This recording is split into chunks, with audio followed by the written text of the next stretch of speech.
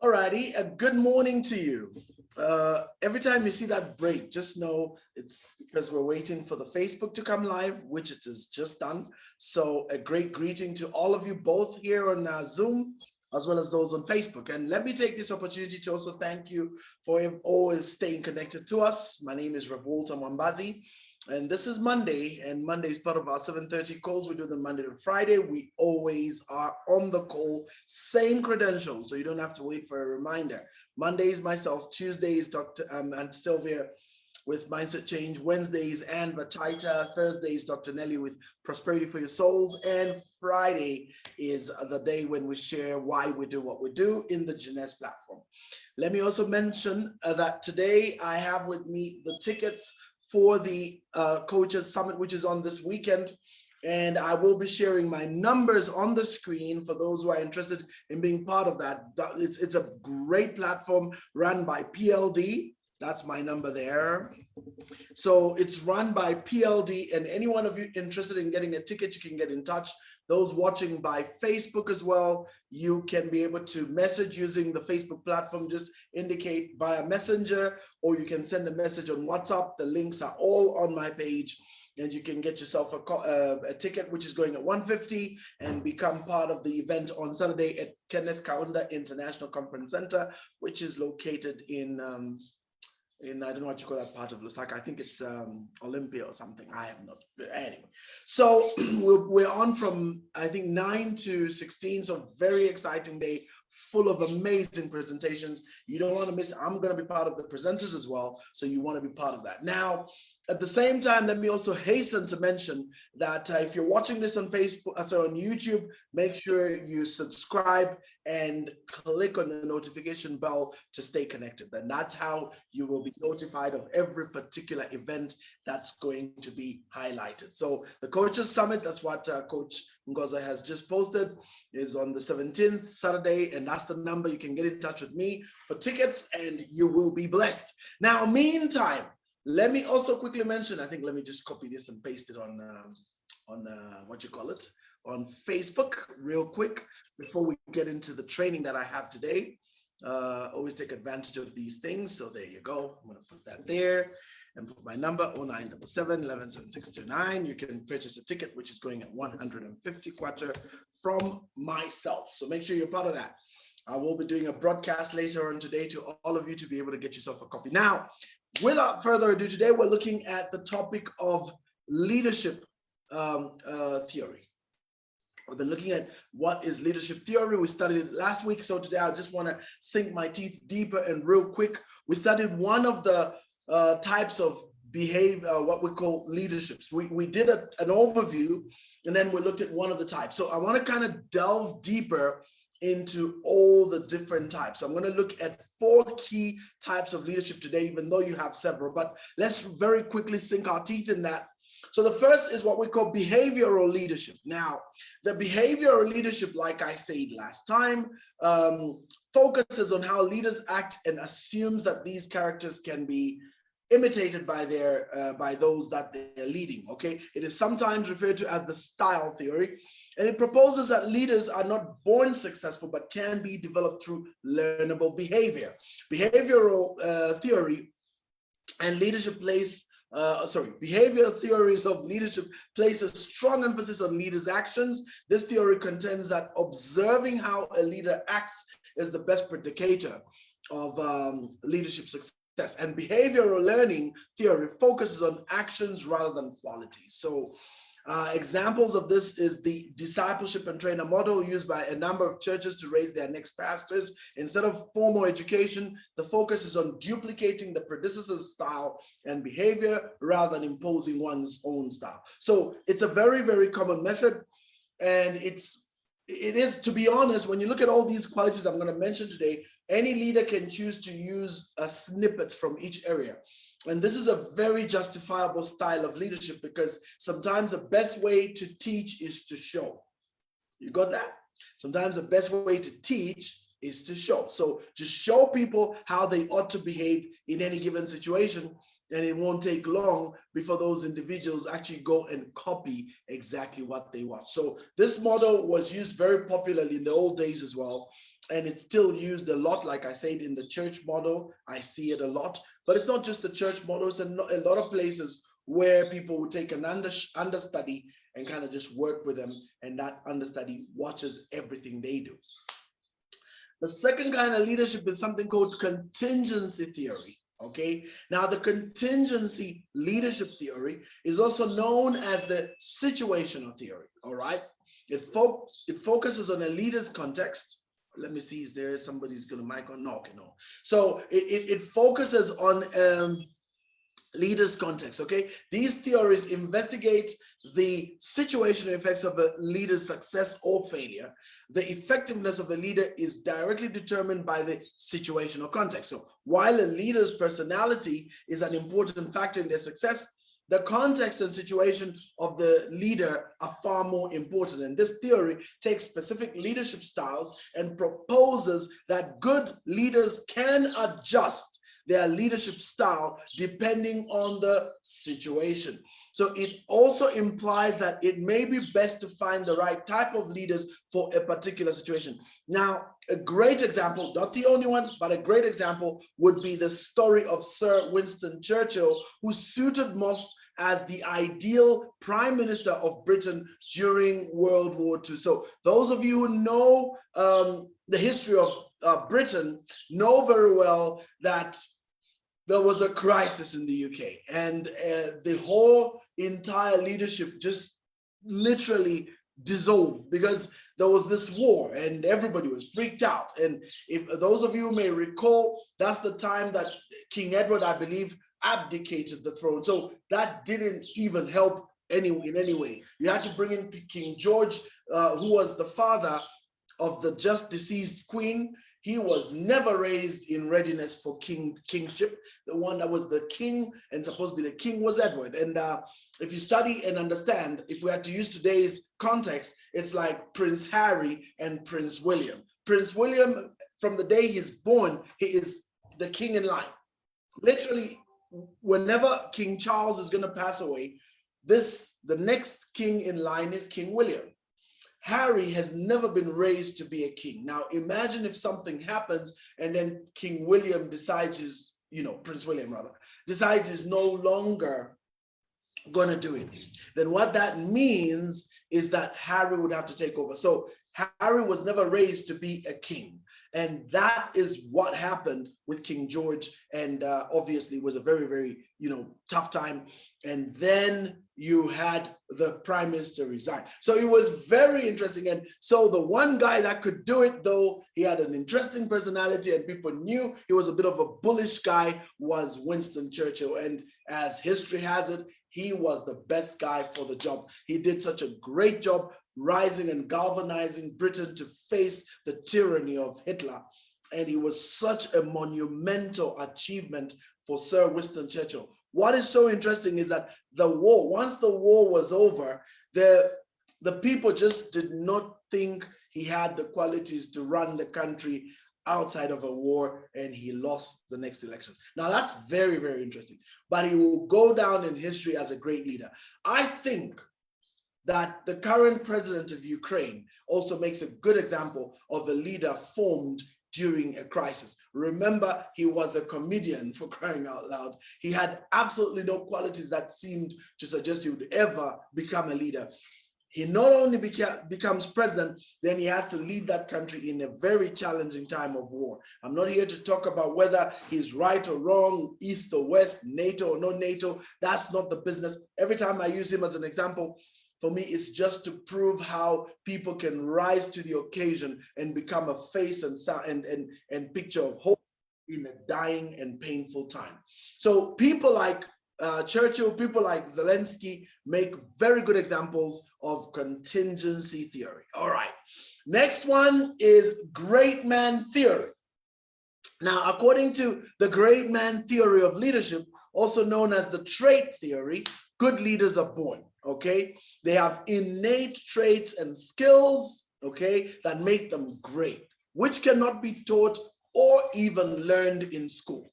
And according to the trade theory, leaders deserve to be in their positions because of their unique characteristics. I have demonstrated in previous presentations that this is a misconception, and many criticize this view.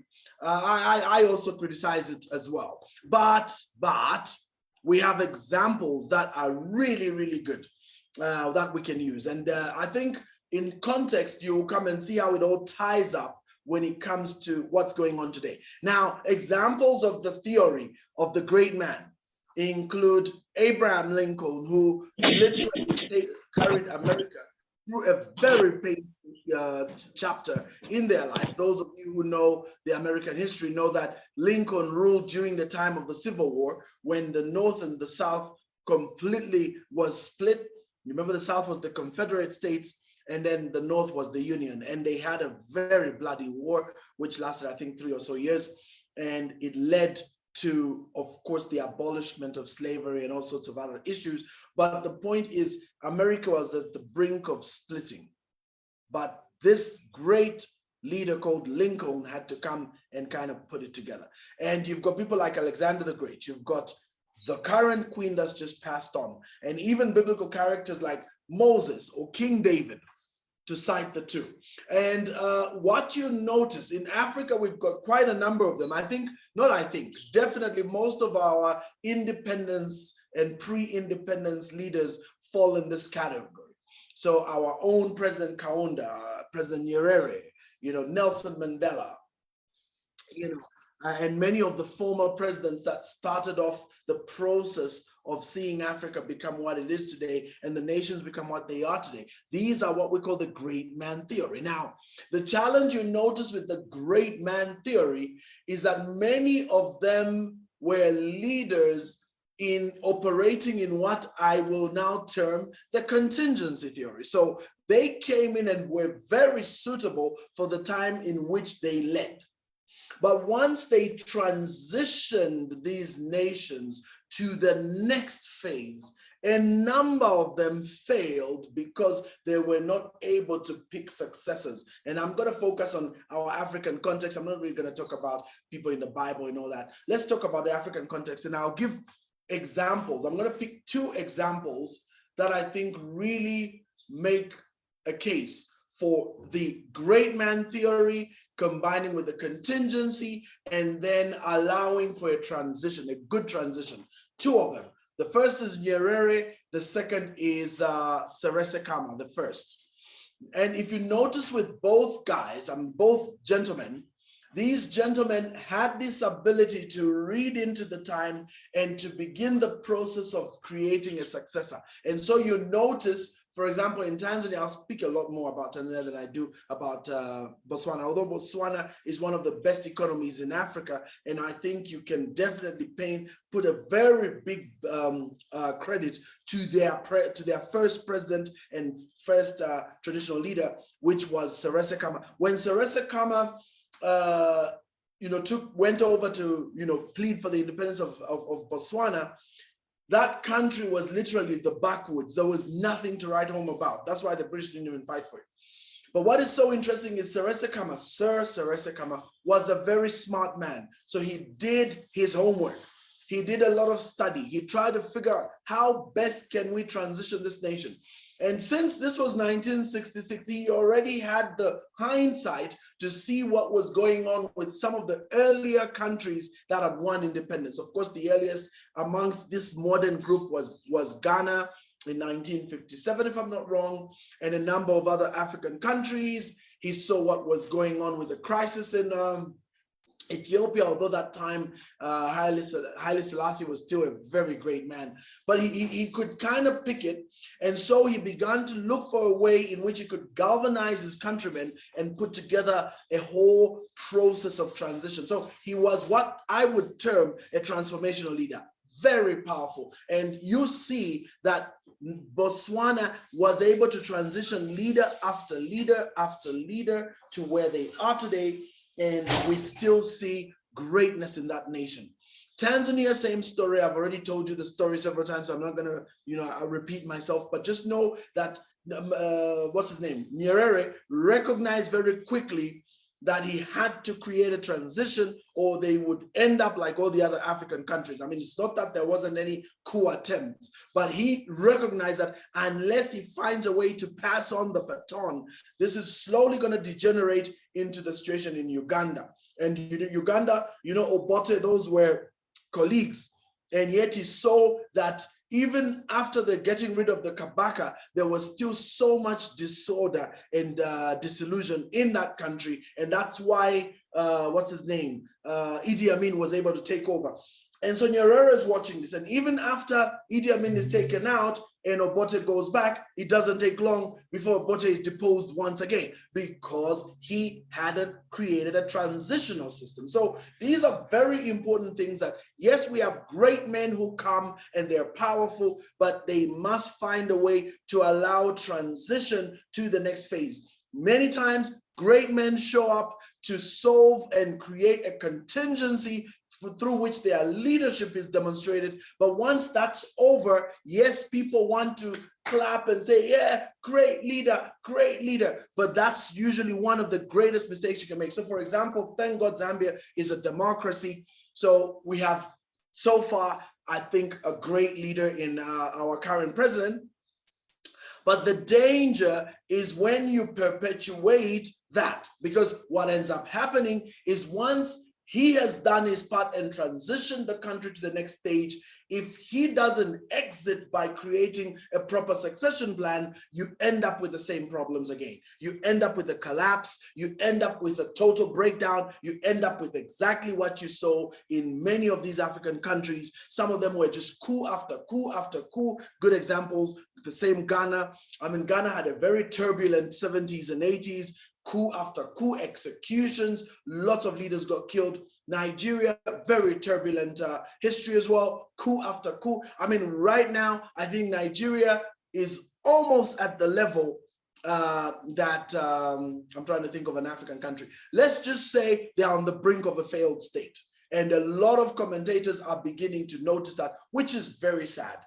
Very, very sad considering what Nigeria is. But the northern part of Nigeria is just gone crazy. The amount of disorder and chaos through killings on a daily basis for all manner of reasons, chief of which is religious reasons, is just insane. The poverty levels in Nigeria don't make sense for a country that wealthy. So you see, and there's so much disarray and pain. So even though you have a great man who people believed in, like Buhari coming in, there's a lot of question marks about his leadership. So you see for sure that this whole idea about the great man contingency, there always has to be a a transfer of leadership. That's something that I've seen Dr. Nelly do, very commendable. A lot of leaders don't like to do that because they have to lose their best people. Let me explain that. Great leadership is raising somebody to be the ultimate lieutenant next to you. And many times you either have to exit or you have to let go of them to go and duplicate what you're doing. Both are very painful. For those who get caught up in the aura of being the leader, they want to perpetuate that. And of course, there's always going to be people around you who are going to go, yeah, God on earth, this man is a God, yeah. And you know, that stuff gets to you, right? Okay, maybe these days they don't say God, but they'll start pulling stuff like anointed of God, God's choice president, king of Zambia, and that stuff gets to your head and you get drunk with it and you really think you're this anointed guy only to get the rug pulled under your carpet. But in the process, you have caused so much chaos because the same people saying, yeah, God's anointed are busy using your name to destroy the country and to steal and amass wealth for themselves. And that's why great leaders identify ways to pull out of the equation. Pull out of the equation to allow others to rise up. Jesus said, it is good for you that I go away, because if I don't go away, then the helper that is to come will not come. So Jesus had to exit. And when Jesus exited, the helper came. And when the helper came, these disciples became great apostles who shook the world and basically brought the entire pagan world to its knees.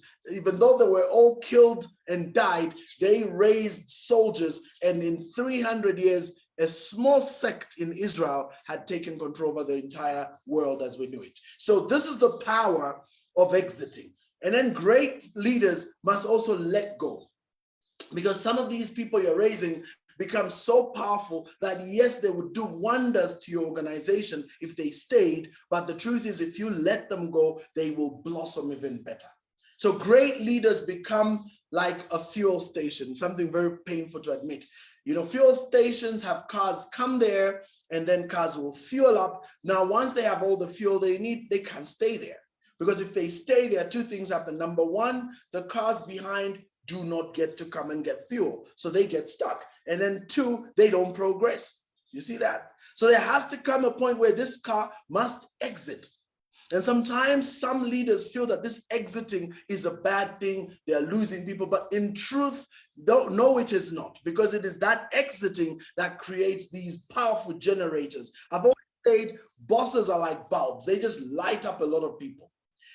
Leaders are like generators, they create, first of all, they light up many bulbs because they themselves are a very powerful generator. Remember, bosses are just bulbs. They shine so bright so that everybody just sees, oh, wow, spotlight, brilliant guy.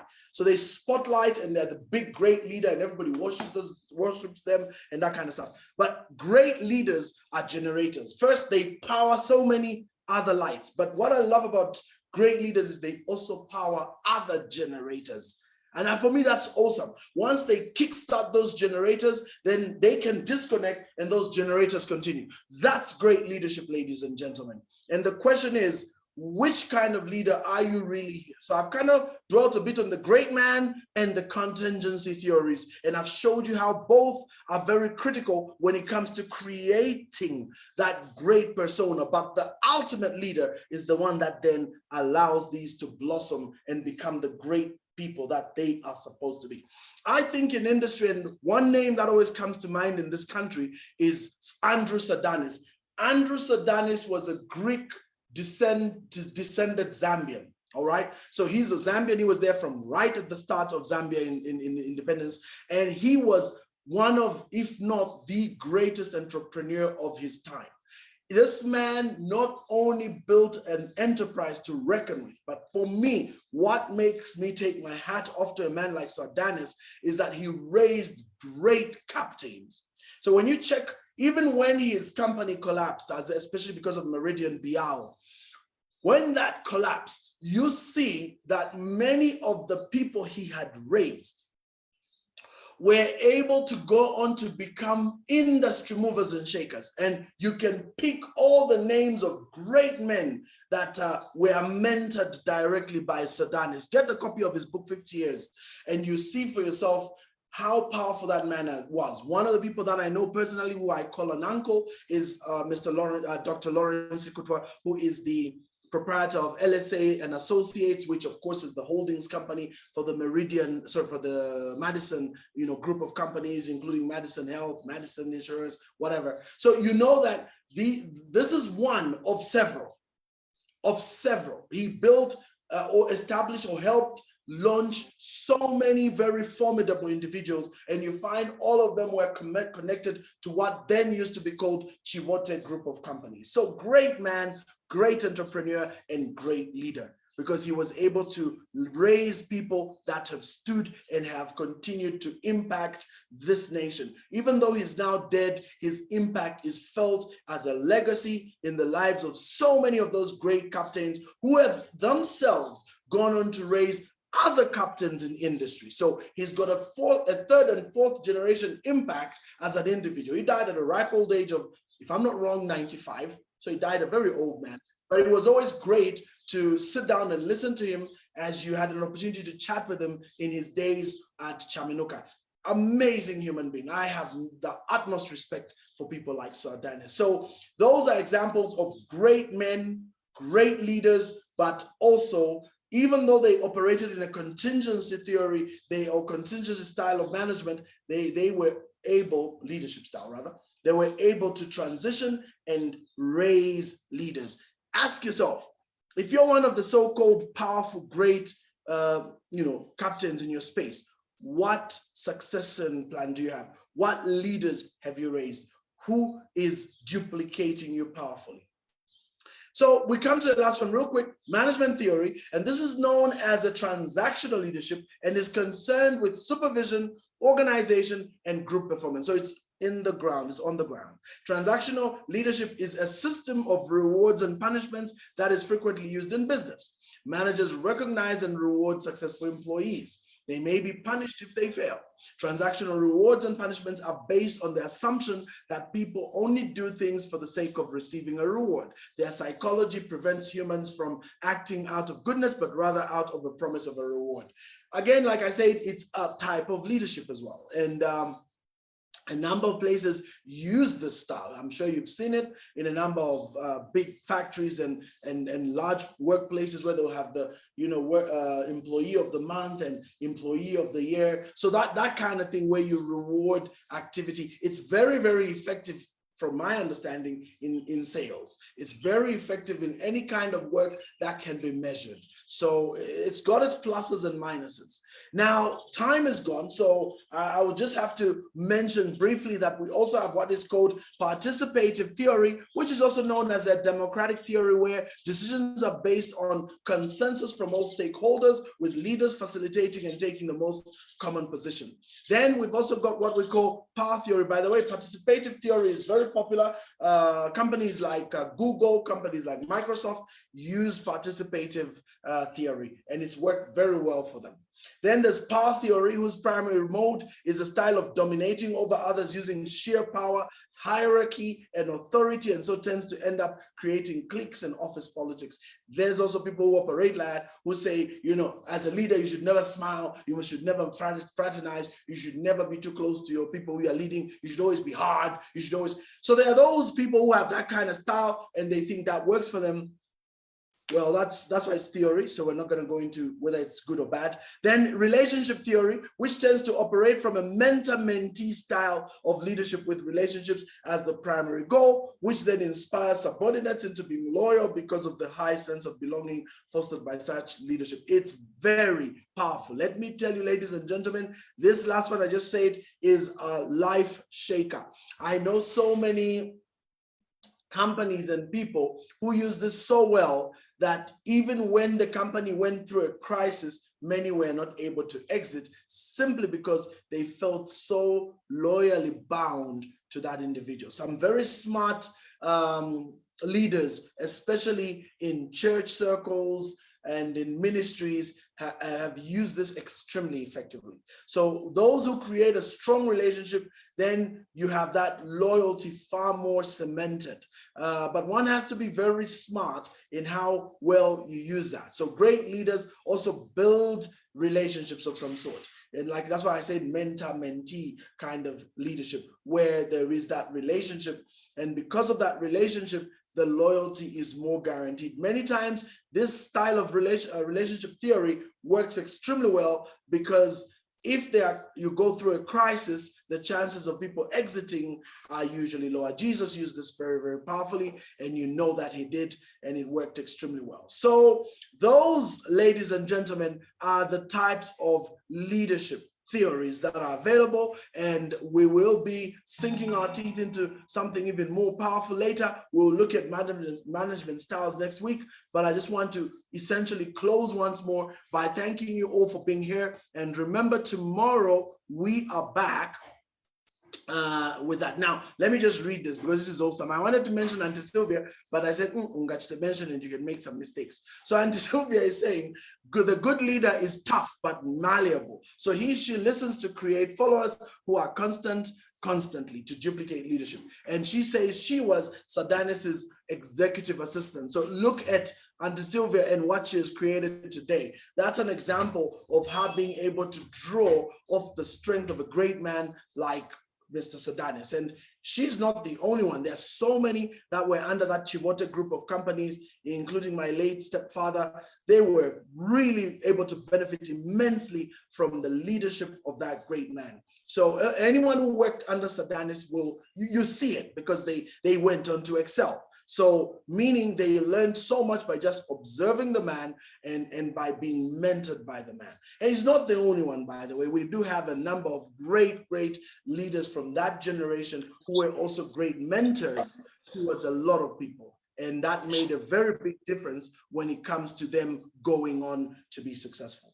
So on that note, let me thank you for being part of our call. Tomorrow we are back with we're back with Auntie Sylvia. She's going to be taking us through Mindset Change program. She is a great teacher in that space. There's so much that is taught in the MCP program. I highly recommend it. I always say it all the time. I highly recommend that program for those of you that want to really put some order in your arrangements, because if you don't get yourself that program, let's just say you'll be very chaotic. And some people don't even realize that whatever they're doing is actually already chaotic. So get to be part of that. Tomorrow she will be coming through to explain. Once again, those of you who are interested, the program for the Coaches Summit on Saturday, tickets available. I've already shared the details on my Facebook link as well as here.